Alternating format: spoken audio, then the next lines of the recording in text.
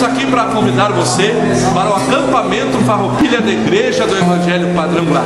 Você membro da igreja, você simpatizante, você que gosta do tradicionalismo, venha estar conosco nos alegrando na presença de Deus. Teremos comida campeira, teremos louvores com gaita, violão e pandeiro, e vai ser uma grande alegria receber todos vocês.